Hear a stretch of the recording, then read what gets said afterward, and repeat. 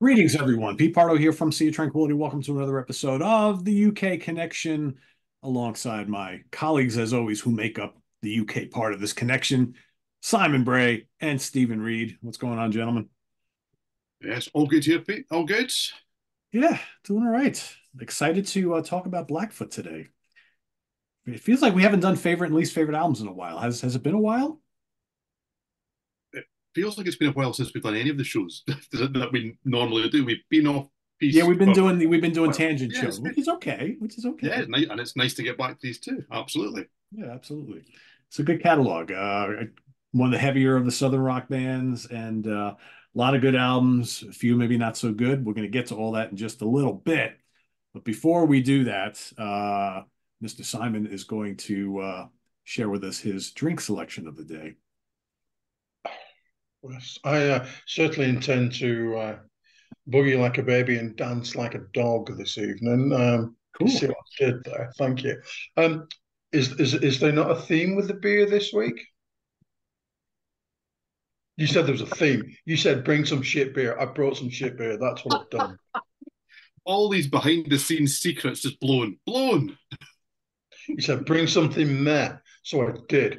I went into the cupboard of destiny. I thought, what do I normally palm off on the rails? And got some lager this week. Wow, that is a sideways For glance. you, Crikey. Yeah, yeah. It's essence of. I can just about cope with Spanish lager. That's about as far as I get, and I can cope with maybe one a day before the gassiness makes me want to die. And this is an Estrella from Barcelona. It's probably made in Beckham or something like that, but it's just all right. I've had it. It's not bad. Yeah. It's all right. Just if it's cold and it's just. It's not what I would have chosen. Absolutely not what I would have chosen. And I'd forgot that I had to do that. That's some right good stuff lined up. Are you going to taste it, Simon? I know it's shit. Are you going to taste it, Simon? Num num. Ugh, it's all right. That's the official score out of five. Is it's all right. Okay. Yeah. Can't Yes, well, even think of can't even think of a band that it's like. It's all right. I can cope with him. So is it better than Led Zeppelin? Yeah, yeah. Better than Led Zeppelin. Yeah, definitely. oh dear. Well, my other half's father appeared at the weekend with beer for me, which he does on occasion. Thank you very much, Ian. Um, and he apologised. He said, "Stephen, this is just cheap rubbish. That's all I had. Cheap rubbish." I was like, "That's perfect. I actually need some cheap rubbish right now." So I have I have an Ashfield. Okay, it just says British bitter, but it's got a bit of an identity crisis. This because it is made at, or so it says, 161 Duke Street in Glasgow. So that means that actually it's made by tenants, which is as Scottish as it can be. And then right underneath that, it says Ireland, Clonmel, County Tipperary, Ireland. And it says British bitter on the front.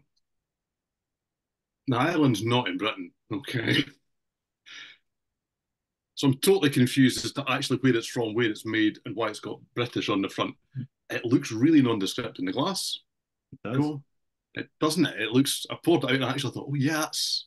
I don't know what it looks like particularly. It's better with that in front. It's got a decent head on it.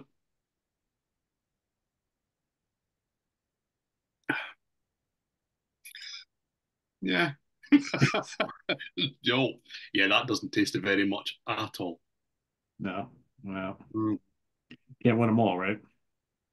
Wow, yeah, that's really nondescript. That is really like drinking dangerously kind of yellowy water with some fizz in it. That's really that's beyond mediocre. That's really not very good. He says, "Have another drink." I'm going to look to see what the percentage is because that is there a percentage? Oh wow, there you go. That explains everything. 2%, everybody. Two. Wow. Why bother? Ah, wow. It's got less, and amazingly, it's got less flavor than alcohol. Wow.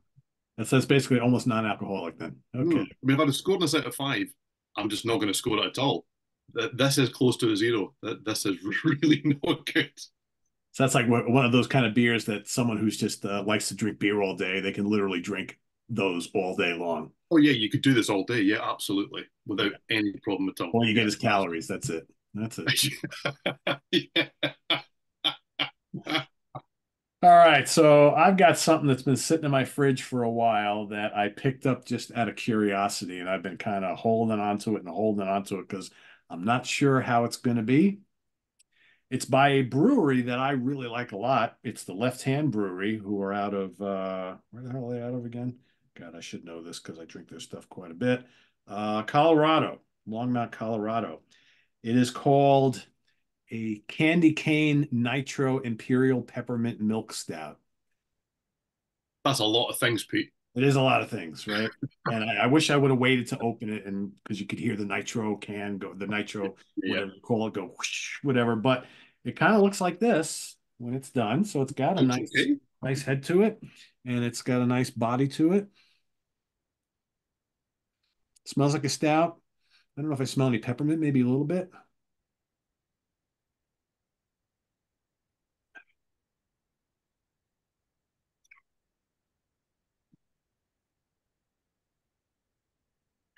Hold on.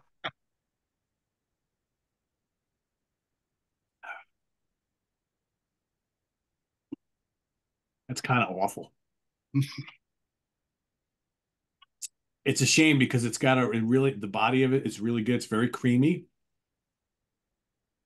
but like the peppermints, or if that's what they're calling it, it's like it's like weirdly subtle, but it doesn't mix with the kind of creaminess of the stout. Yeah, and it tastes artificial. Not quite medicine-y, but like Normally, from the descriptions you give of these kind of weirder things, I think, oh, okay, that sounds intriguing. That does not right? sound intriguing. Peppermint stout does not sound intriguing to me. No, it's not. No. And why I would go out and buy something that's 9.5%. I'm probably going to be falling on the floor before this episode is done. But yeah, not really good. And I like the beers they come up with. This is just really weird. Yeah, peppermint and stout, milk stout. Just no, no. All right. Well, anyway, on to Blackfoot. Yeah, please. Who want any tidbits to add about the band themselves before we get started? Well, I'll admit that I'm no expert here. I'm the not a newbie. I mean, I've been listening to Blackfoot for decades, but I'm the one that knows least about the band. So I'm out. I'm out. I'm out. Okay. Well, I mean, Blackfoot obviously founded by Ricky Medlock, who was the original drummer in Lynyrd Skynyrd, very, very back in the beginning, but of course became a terrific, terrific guitar player and now is guitarist in Lynyrd Skynyrd for the last how many years now? A long time now. 25 at least, something like that. These guys have a lot of albums and they've got some eras and things like that. But as far as being a band led by Ricky Medlock, that has not been basically since he joined Lynyrd Skynyrd. So as we'll probably mention at some point today, there have been two incarnations of Blackfoot over the last 5 years.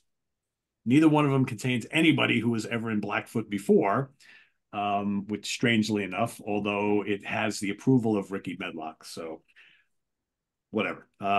This band also notorious for, I think I mentioned before, being one of the heaviest of the Southern rock bands here in the States, at least. I don't know about by you guys. Blackfoot opened up for every metal band on the planet from like 1978 till about like 1983 or thereabouts. They played with all the heavy bands, always. Why? I don't know. That's just what happened with the Southern rock bands here. Molly Hatchet, Doc Holliday, Blackfoot, they all played with Sabbath and all the heavy bands. Why? I don't know.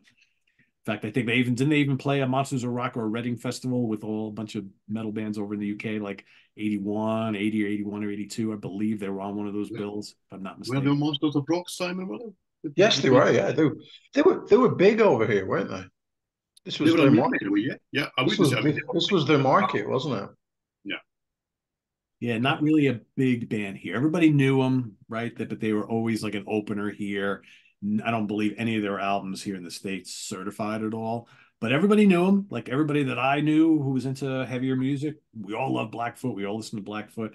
And I think they're just one of these bands that like, maybe didn't get major success back in the day because, the Skinner plane crash was when it was, and Blackfoot didn't start to rise till prominence till after. And really, other than, I mean, Molly Hatchet did okay. 38 Special obviously became really big, but Southern Rock kind of had its like little quick day in the sun. And then after the plane crash, it kind of like was hit or miss. But a notable band, uh, like I said, most people had these albums if you were into rock and music, hard rock music and whatnot, but never a really big band, unfortunately. But look back on pretty fondly now. So as we always do here, we're going to give our two favorite albums and our two least favorite albums, and then a wild card, which could encompass anything in the catalog or anything kind of related, right? Live albums, compilation albums, offshoot albums, whatever. It's all up for grabs. So, Simon, how about your two favorite after the cough?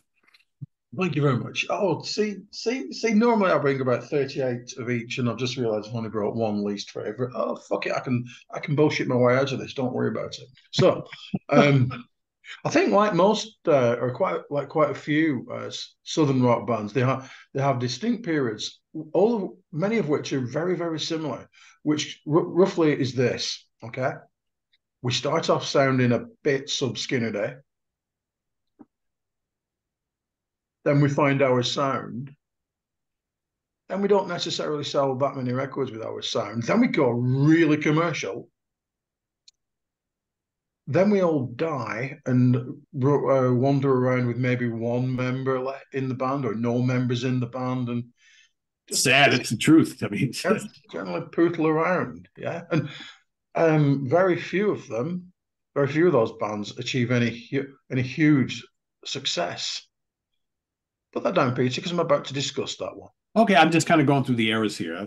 Yes, indeed. Yes, well, I'll start off with Flying High, shall I? God, I love this record. That's really good. Yeah. So good. Really is. And I love practically everything about it. I love the way that they look. Don't they just look like they could be ready to cave your brains in or something like that?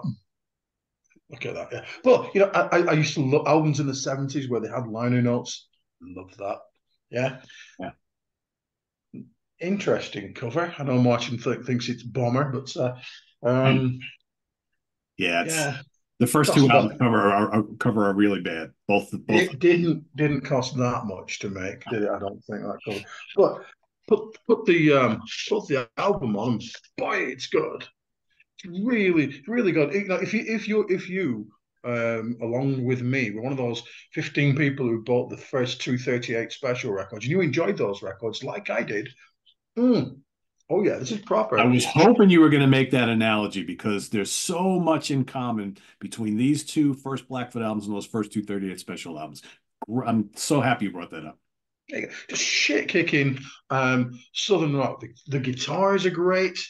The songs are really really good.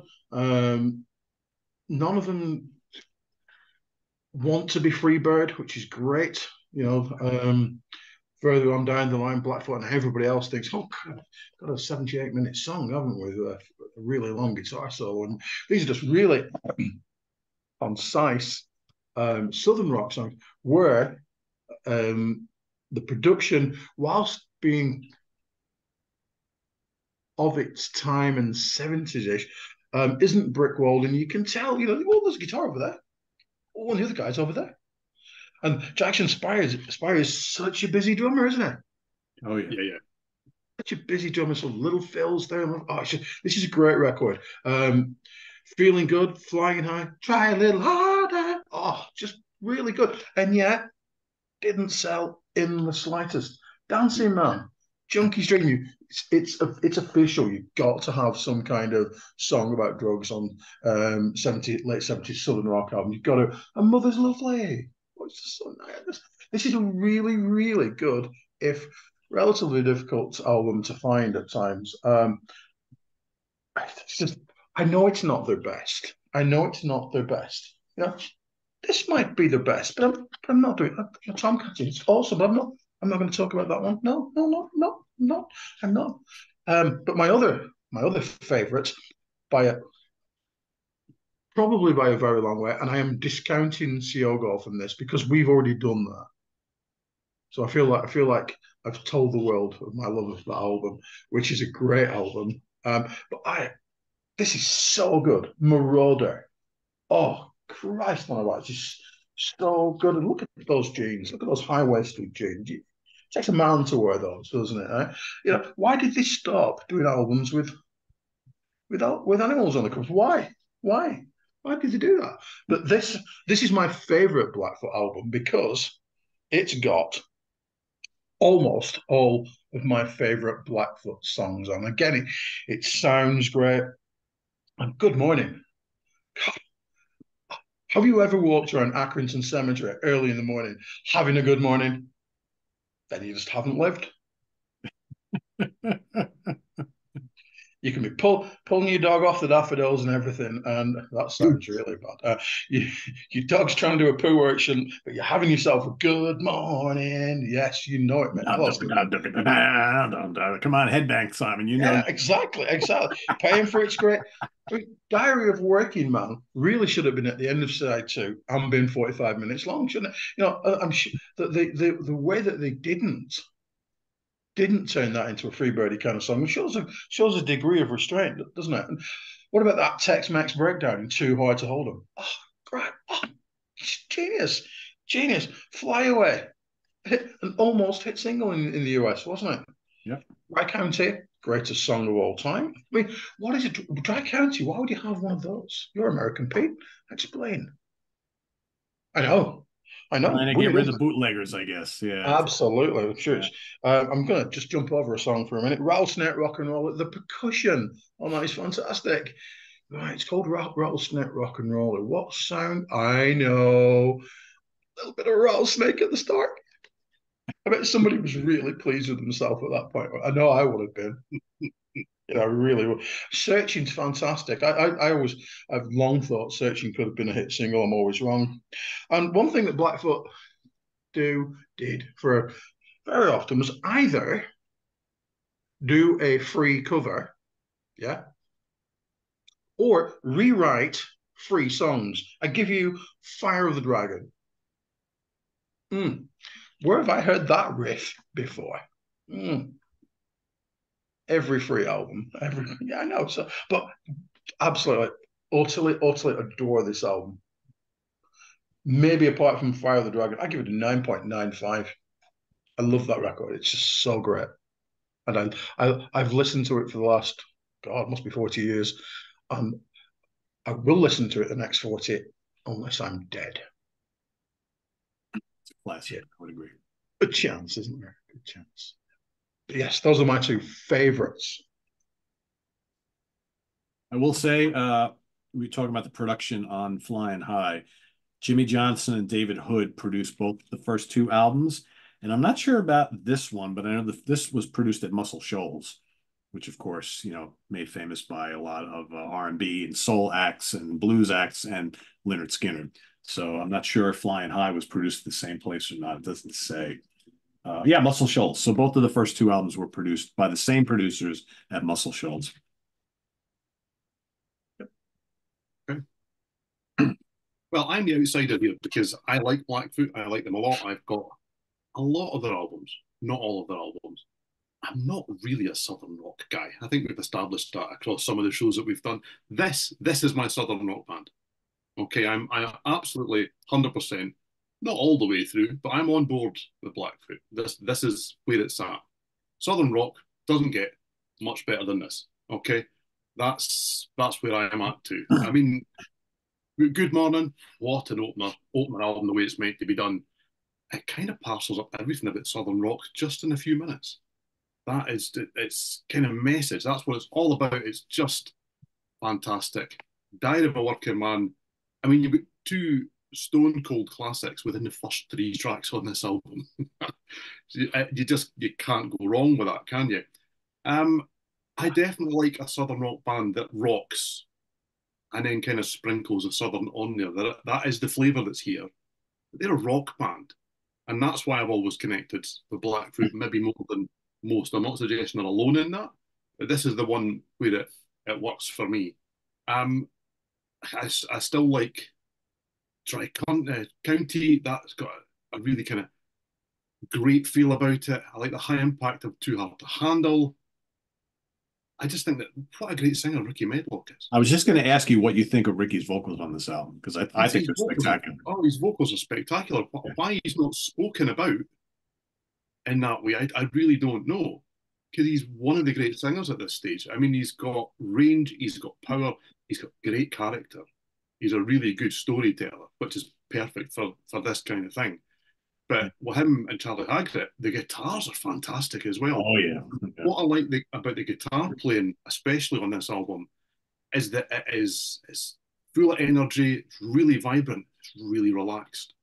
The flow and the touch is fantastic. Nothing feels forced, nothing feels over egged, but they bring that energy in such a way.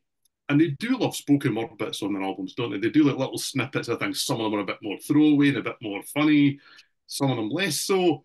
But I mean, when you've got the silly kind of intro to Rattlesnake Rock and Roller from Shorty Medlock, I really like that. I like these touches. It's things you remember. It's things that it brings it in, and it's also a great song. Do you know? I mean, the banjo at the start of that is great too, which is Shorty, which is just it's such a fun song, but it's not throwaway.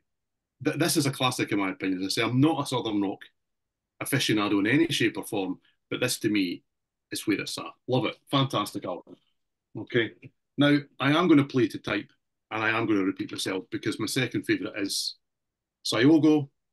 I mean, we all know I'm more a melodic rock guy, hard rock guy than I am a Southern rock guy.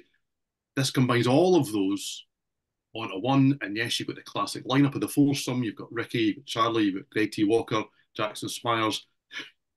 What's Ken Hensley doing here? What is that all about? Hello, hi Ken. What?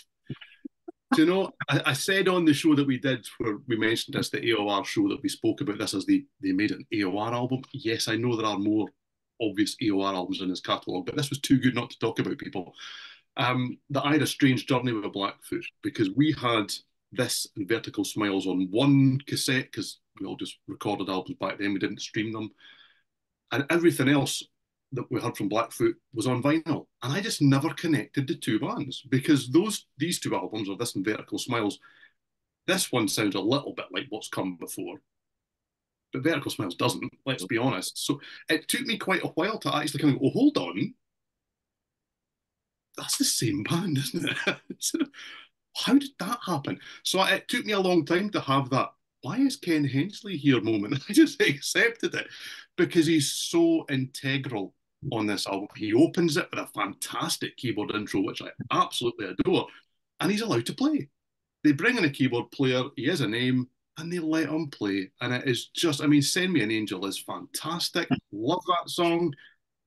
Yeah, I mean, Crossfire kind of reveals a little bit more of what's really going on because suddenly you think, this sounds like Rainbow.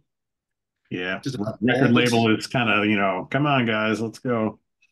pushing people in certain directions. And I mean, Ricky even brings a little bit of kind of a Graham Bonnet kind of howl on that. But it's going in circles, which I like to call Since You've Been Gone, that really, really reveals it. Because I mean, that's almost embarrassingly a rewrite. But there you go. You've got Hearts Gone Cold. That's the finest slice of AOR on Sayogo. Rather bizarrely, a Nazareth cover written by Zal Clements, and it's all very messy, but bloody hell, it's good, so it doesn't really matter. Um, the standard doesn't slip. Sail Away's got a bit of boogie about it. Driving Fool. I mean, that's just a big fun rocker. Do you know, it's really, really good. I love this album. We've spoken about Sayogo at length, and I've raved about it again at length. This is probably my total favourite out of the catalogue, but I realise that Marauder is actually a better album. So that's my two.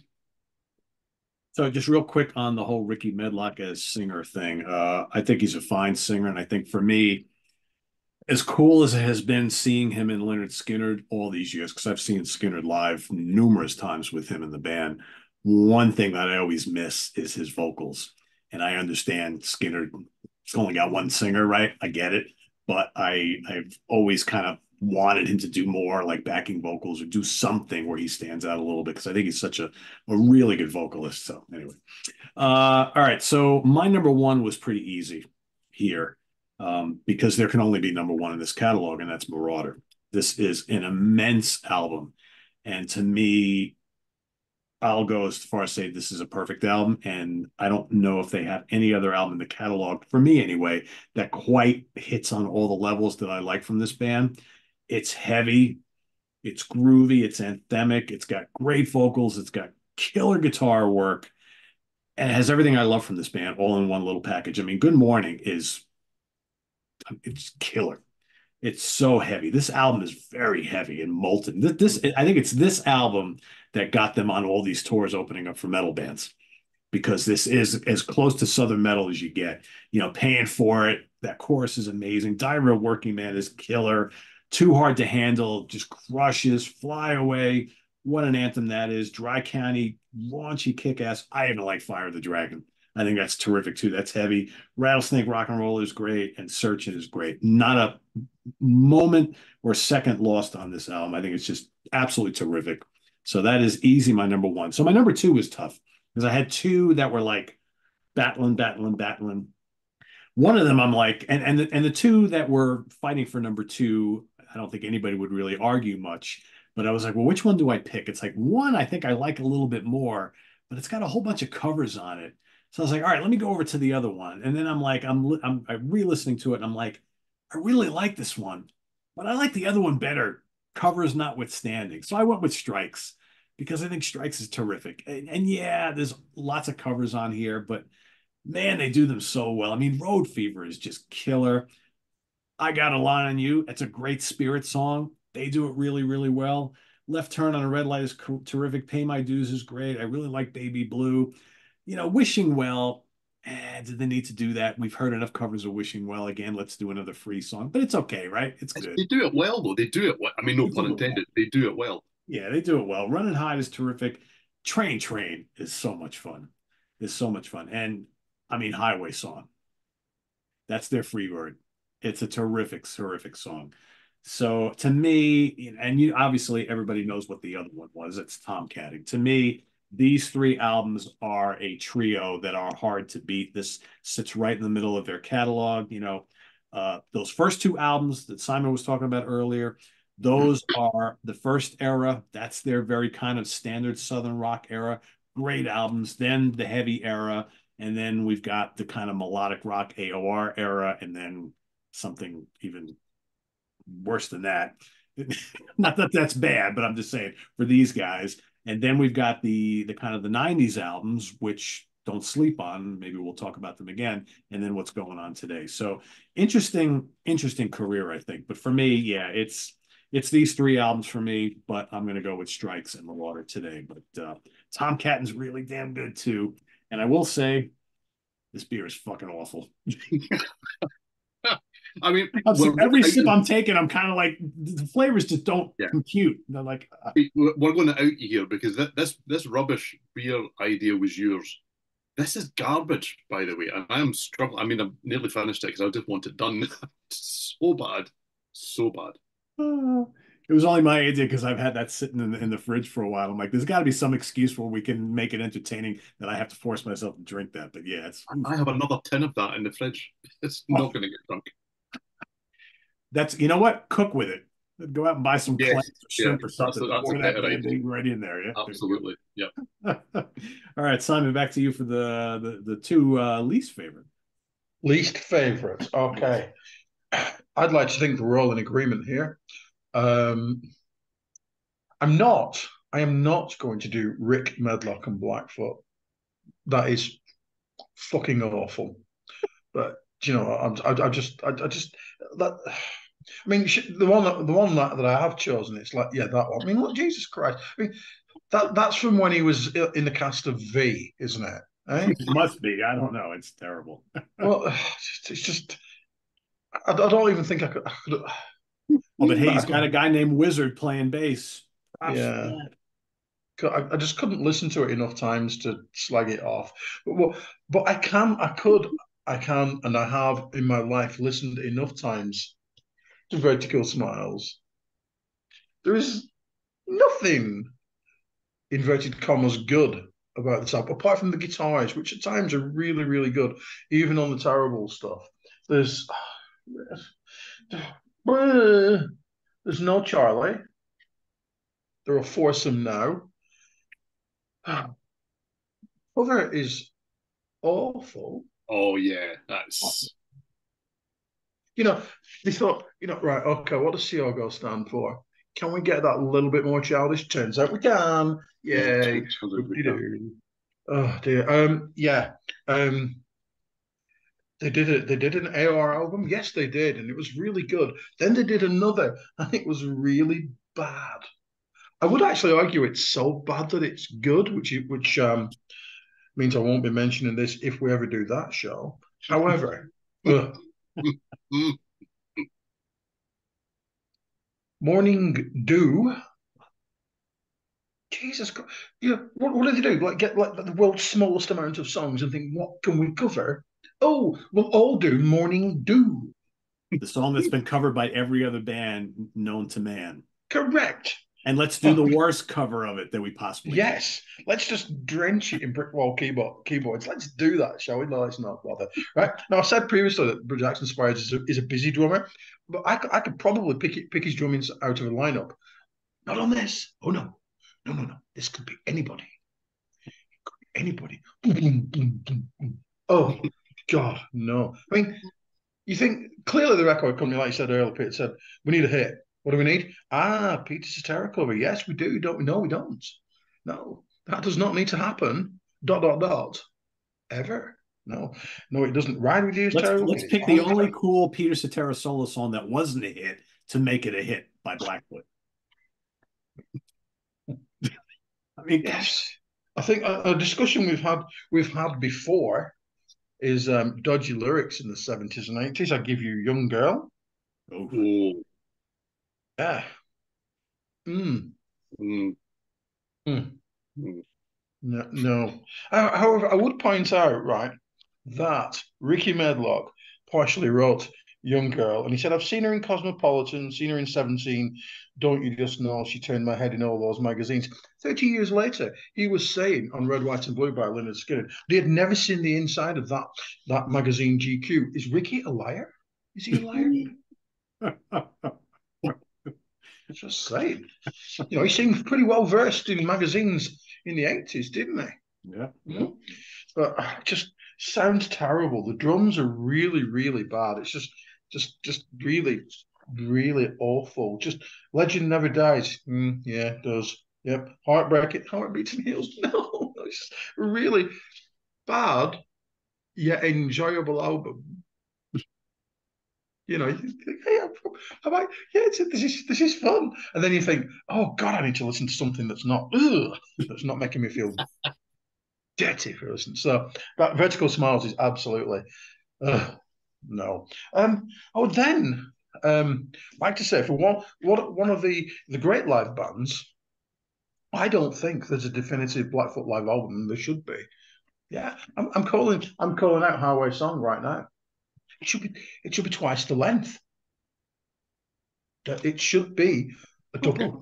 It should be. Even the King Biscuit Flower Hour has only got 9 actual songs on, probably to fit in the Flower Biscuit Hour, whatever it is. But imagine if that was a double with a gatefold sleeve and 4 songs on each side, and you got 16 songs. Yay! But no, it was 9 real songs, aren't there? I'm sure Blackfoot could have come up with more. By that point they'd done 5 albums. I'm sure they could have come up with more, with an era-defining. Well, also the cover's terrible. Don't like it. Never liked it. Just no. Yeah, but I would really, really wish that this was expanded into a box set, like they did with the Thin Lizzy thing. Yeah, that's what I'd like to have happened, but. I imagine, see, I've all gone fuzzy. But great album, but could have been utterly brilliant. Just saying. All right. Steven. Didn't have to slag off Rick Medlock or Native Son. I'm a genius. I'll leave that to you, chap. We'll have you covered. Don't worry. I thought so. Well, you see, it's funny because I could almost sense the two Southern rock masters here almost pat me on the head for what I chose as my favourites. I mean, I know that Sayogo's a little out there, but Marauder's kind of like, that's where it's at. We all seem to agree on that. It may not go quite so smooth from here, so let's find out, okay?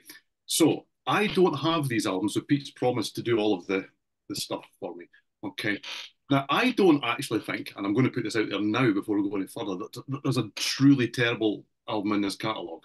More on that later. Okay, there are some with questionable intentions. That's not the same thing.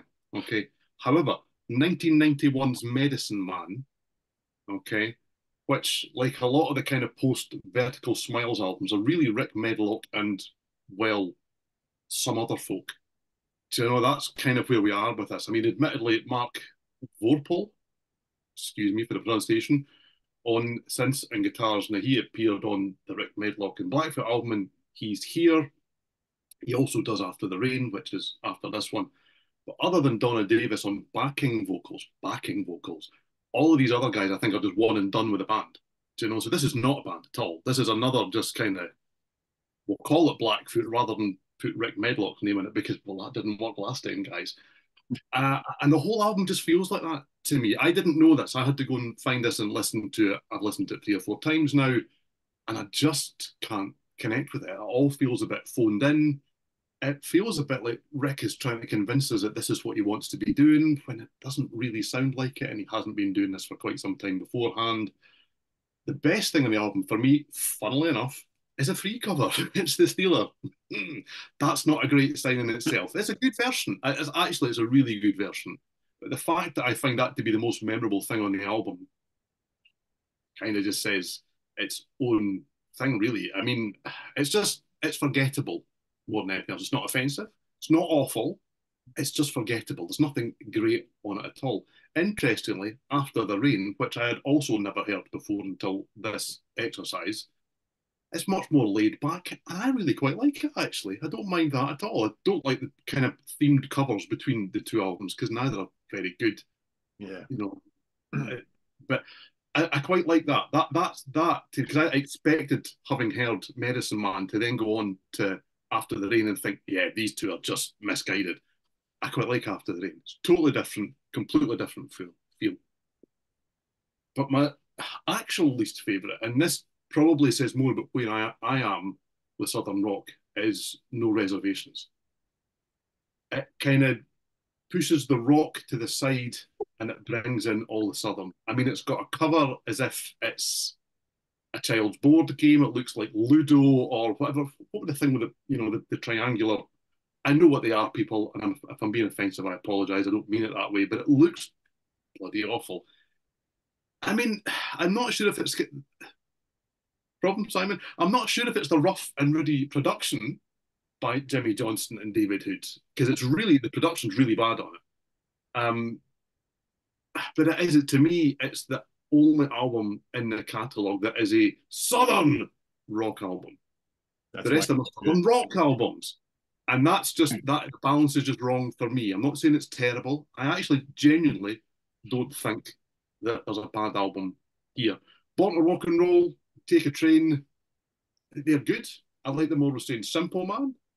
But yeah, this is a band finding their sound, kind of setting their stall out. And from here onwards, it all clicks in place. Absolutely clicks in place after this for quite some time. But this is not an album. I mean, it doesn't help that it costs a fortune over here to actually go and try and find a copy. But this is not an album that I would need to go and own, because I would never listen to it. This is just not my kind of thing.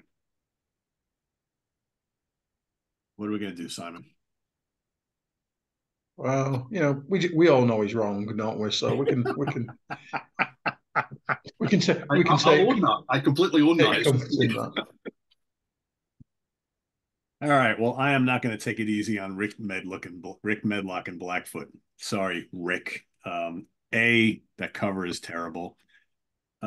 B, playing with a bunch of people who nobody's ever heard of at the time and nobody's heard from before. Obviously intended as a Ricky Medlock solo album. Yes, Steven. Thank you, Simon. There's people from Mother's Finest on this album. What's that? There's people from Mother's Finest on this album. And who are they? I don't know anybody from Mother's Finest. Okay. Well, the bassist Wizard and Duke Bingo Bear Okay. and Harold C or C. They're all from Mother's Finest. Are they? Okay. Well, I don't know Mother's Finest other than I've heard the name, but I don't know who they Oh, are. and Simon wants in now. Yes, Simon. Don't they have an album called "And Pete Pardo Won't Play This"? Mother's Finest is one of those bands that I've heard people mention throughout the years of me doing Sea of Tranquil. It's like, I can't believe you don't listen to this band. And I'm like, well, you can't listen to everybody, right? No, So, you can't. yeah. Absolutely not. I can't believe you don't listen to that band. Okay, No. so I my just can't believe apologies it. to Mother's Finest fans and to the band. It is not a band of nobodies, but to be in Blackfoot on a, well, honestly, let's be real. This was supposed to be a Ricky Medlock solo album, right? All right. So I apologize for all that. Thank you for correcting me. All right. Anyway, so yes, this was supposed to be a solo album. Label probably said, no, it should be a Blackfoot album. Let's make it Rick instead of Ricky. I don't get that at all. But it screams solo album from start to finish. I mean, horrible drum machines. Horrible. Slick choruses. Barely a hint of Southern rock, anything, anywhere. Cheesy synths. I mean, closest thing to heaven to me is like dreadful 80s pop, like balladry type of thing. I mean, is this Rick Medlock or is this Michael Bolton? I don't know. I can't really tell. I know, and Michael Bolton has some good stuff throughout the '80s, but I'm talking about this type of Michael Bolton that most of us are kind of like cringe at. I don't mind a good AOR album, but this is like trying way too hard to be that. Silent Type is terrible. Reckless Boy, that would have been a good rocker, but it's got way too many horrible sounding drums and synths. I mean, that ruins the whole album for me. Uh, Private Life, terrible AOR hair metal, really bad. Liar is kind of catchy, but you know why it's catchy? Because Russ Ballard wrote it. That's why. Not too bad. My Wild Romance, that's not too bad. Steady Rockin' kind of sucks. Back on the Streets, I actually like. That's not bad. Saturday Night to me has at least somewhat of a Southern rock feel, but I think overall, the fact that this has the Blackfoot name on it, and it's really weird. On the front, you see Blackfoot is small. On the back, let's make Blackfoot large, right? So is it a Blackfoot album? Is it not a Blackfoot album? I don't know. It's just not very good. It's not very good. But now for the worst of the two, I'm going to go with Vertical Smiles because this is just garbage. You got Ken Hensley on here who, what does he do on here? Other than some really annoying sounding synth passages. Whenever you hear like a Hammond organ on this album, and it's usually way in the back in the mix, I'm always like, oh, there he is. But what's amazing to me about this album is how far off a cliff this falls after Siago, which I think is a very fine album. The drum sounds are terrible, which Simon mentioned. They're awful. The production on the guitar sounds thin and tinny. Morning Dew is one of the worst covers of a legendary song I've ever heard. It's terrible.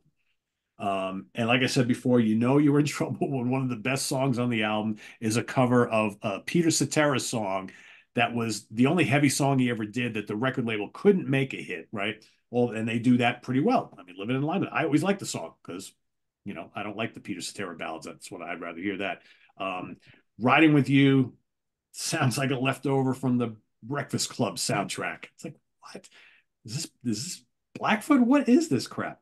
Get on You, Bad Pop Mel, Young Girl is terrible. Summer Days is terrible. Really, other than the cover of Living in the Limelight, the only song I really like on here is A Legend Never Dies, because that to me sounds like Blackfoot. It's got sort of a southern feel to it. And oh, there's that Ken Hensley organ simmering in the background. Guitars are great. I mean, Heartbeat and Heels is just embarrassing. In for the Kill is just, I don't like that either. The drums sound just terrible. I don't know what happened here. And that album artwork, that cover is just atrocious. This is to me leaps and bounds the worst Blackfoot album ever made.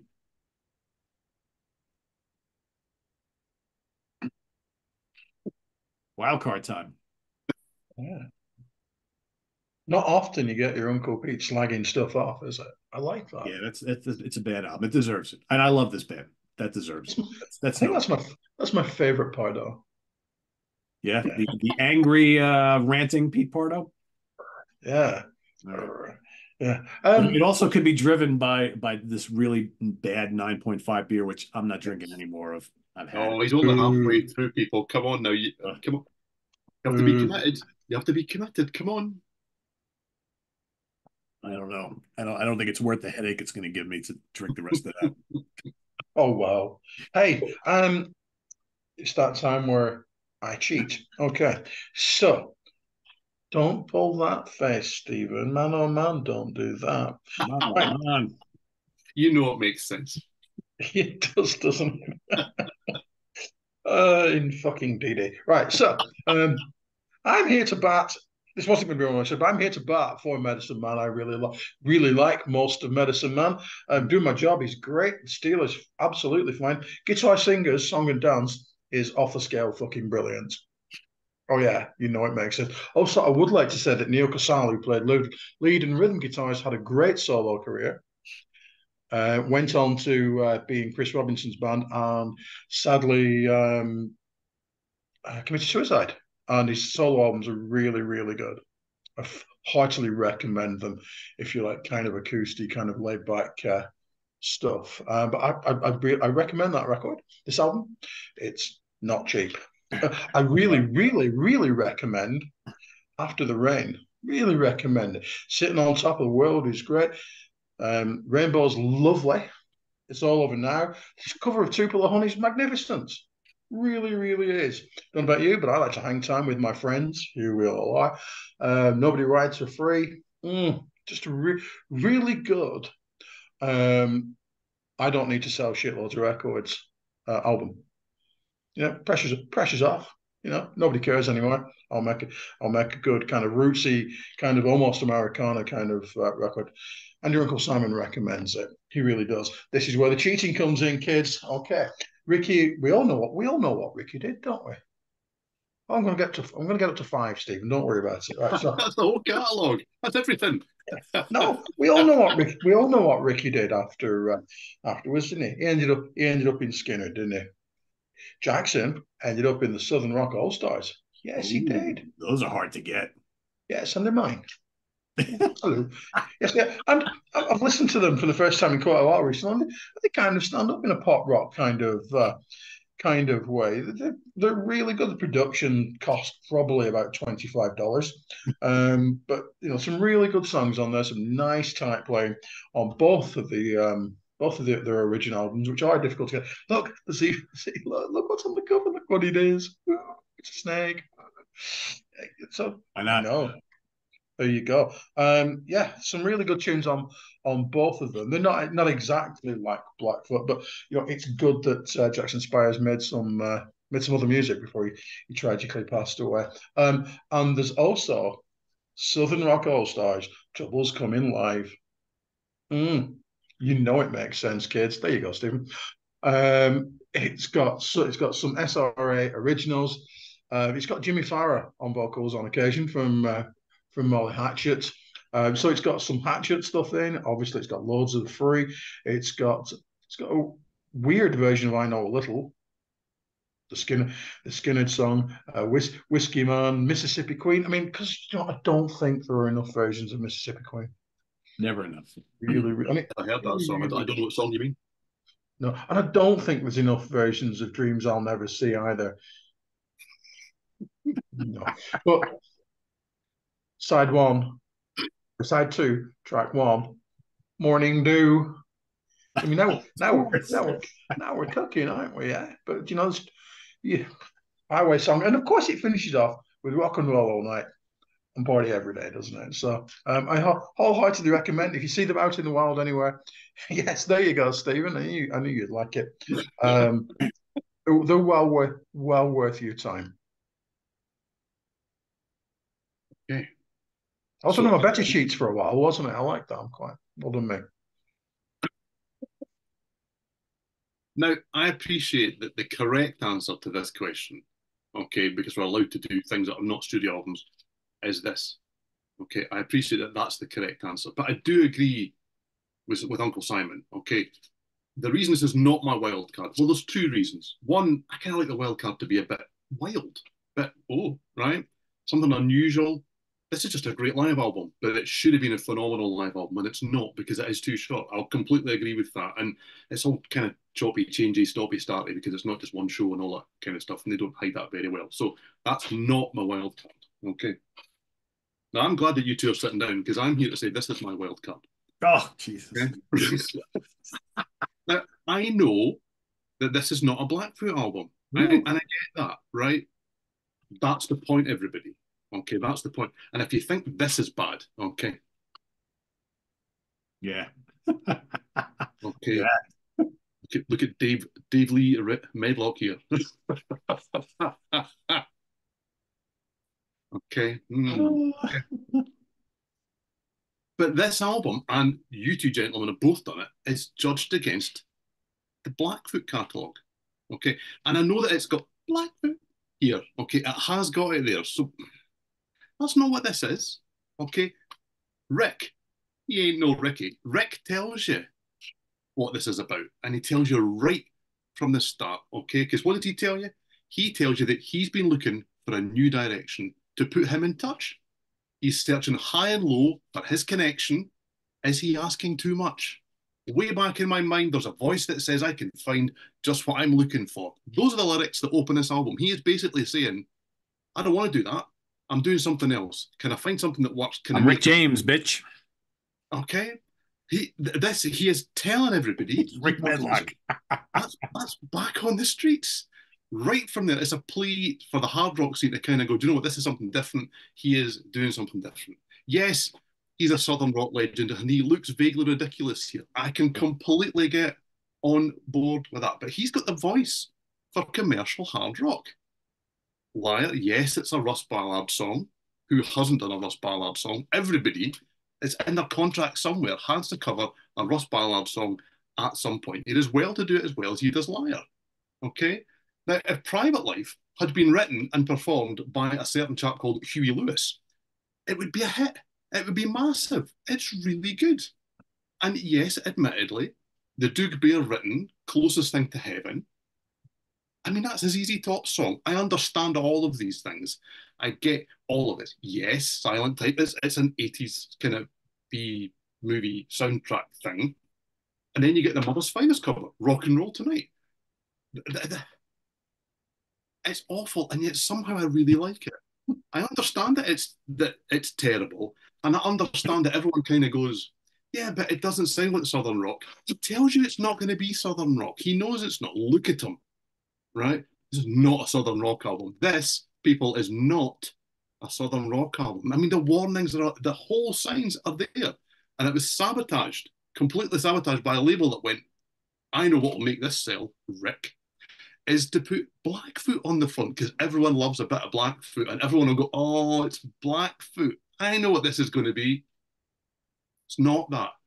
But as a really commercial hard rock album, do you know what? It's okay. It's not brilliant. I'm not going to tell you it's brilliant, but it's okay. It's misunderstood and I feel sorry for it. Yes, Lou. Definitely. I've been staring at you. I'm really hoping that you are down there. You do appear to actually have ears.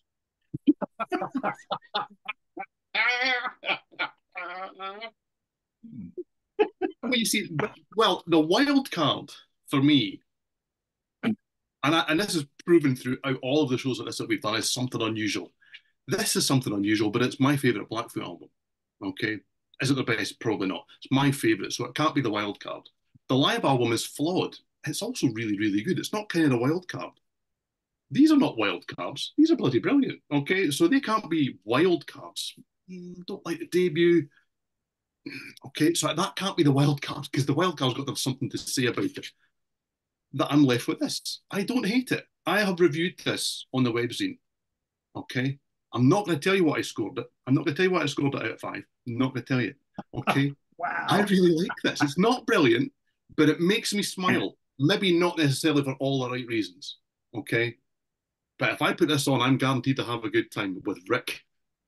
You must have let him put that on, and I really hope you are there now. You must have let him put that shit up there. You. Where's the editorial integrity? What? I don't remember seeing a 4 out of 5 star rating for that. If I did, I probably would have had a conversation with him.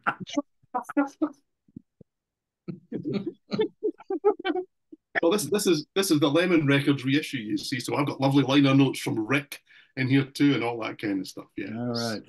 thing of beauty. Wow. All right. Hey, whatever. I don't believe that has just been given the respect that it is due there, Pete. I'm sorry. Whatever.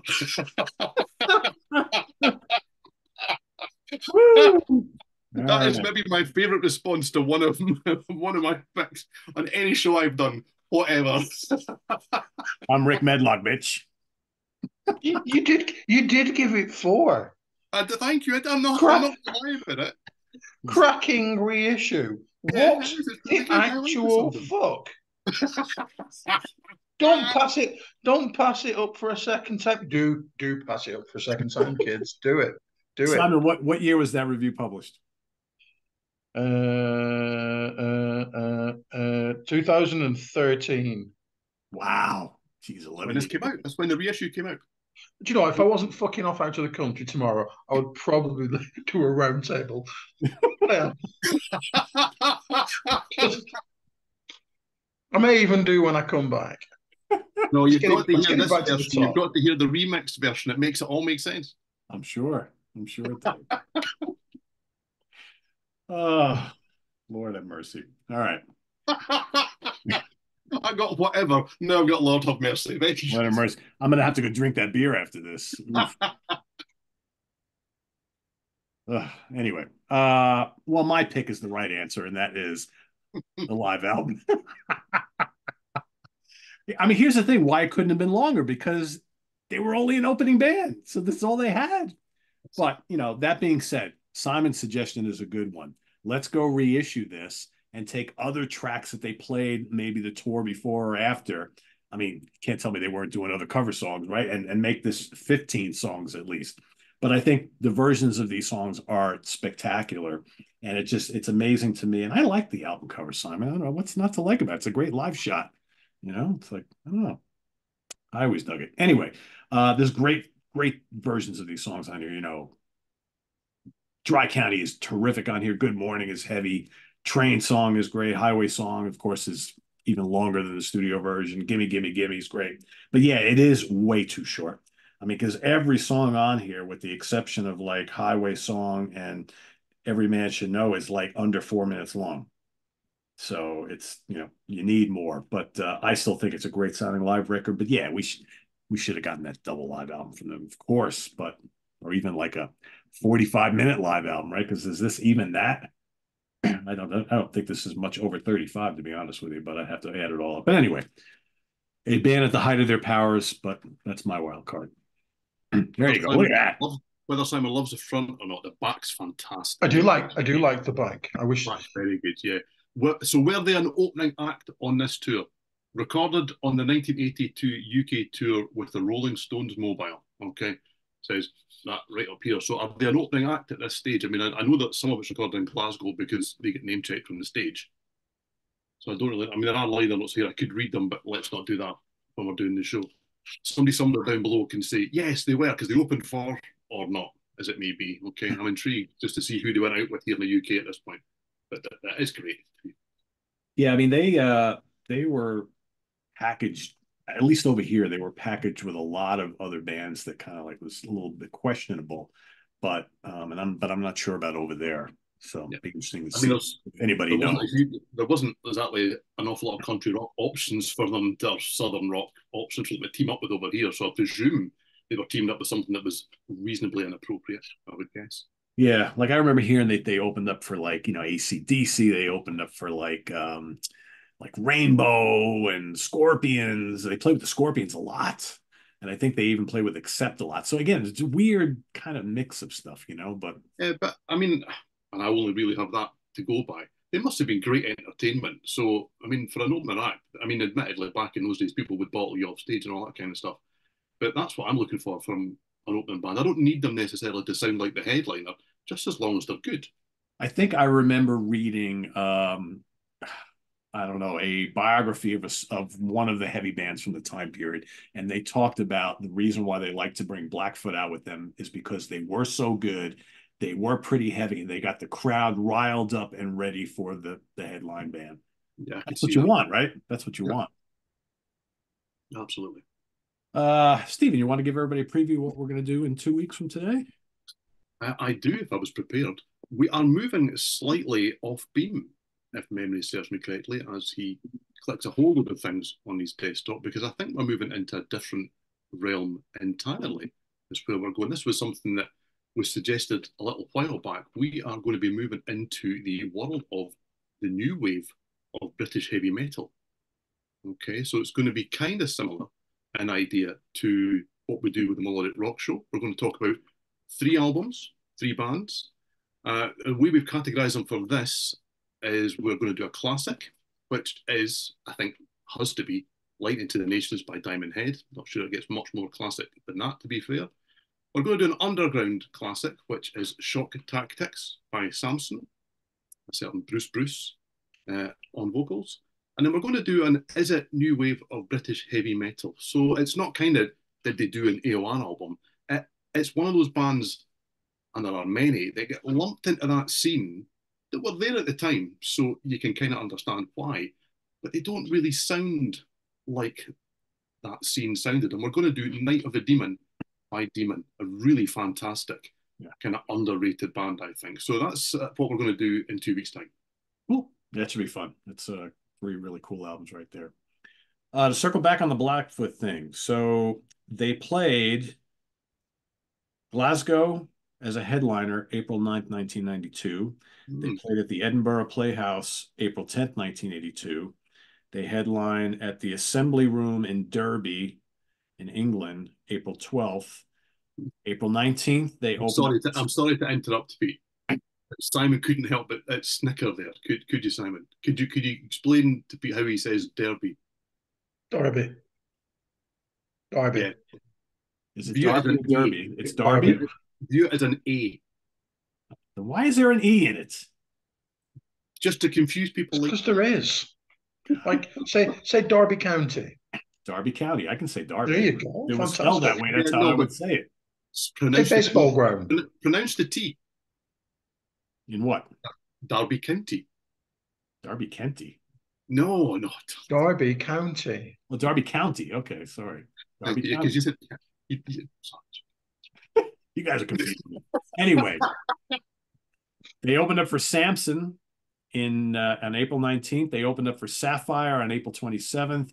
They opened up for Scorpions and Iron Maiden on May 1st. Opened up for Scorpions again May 6th. Opened up for Scorpions and a bunch of shows, and then opened up for Kicks in June, and then finished up. And then they came back to the States and opened up for a bunch of other bands. So yeah.